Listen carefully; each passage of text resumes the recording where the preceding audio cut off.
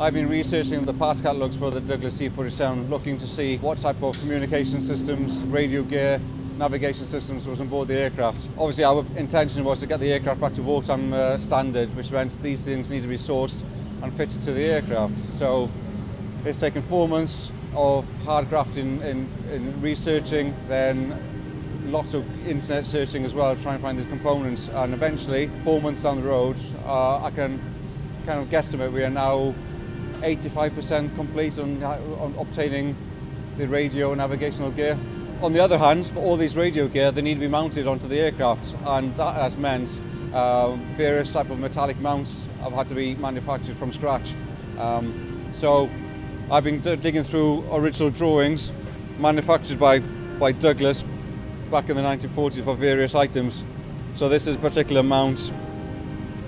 So download the drawing, got it printed, and then went to the structures bay at RAF Bryce Norton and asked them if they could manufacture a few certain brackets and mounts for me. So from a drawing 2 weeks later, they manufactured that for me. This is the mount for the BC450, and then alongside it would be a BC451.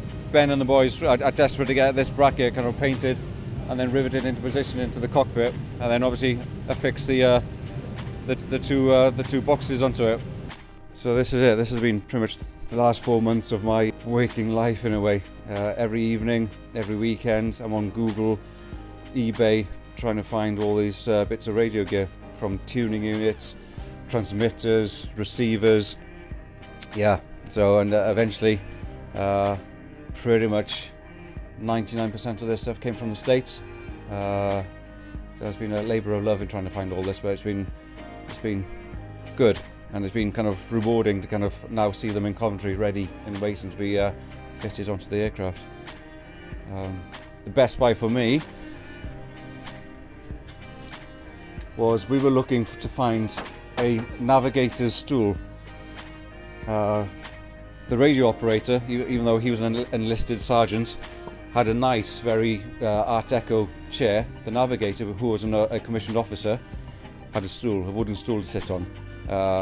Now, trying to find an original wartime version was nigh on impossible, but weirdly, the most accurate-looking stool that I could find was in Walmart for $17.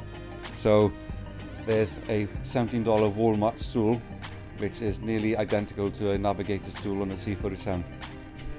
The ladder is manufactured by my dad. So over Christmas, myself and my father kind of got the drawings for the folding ladder on the aircraft.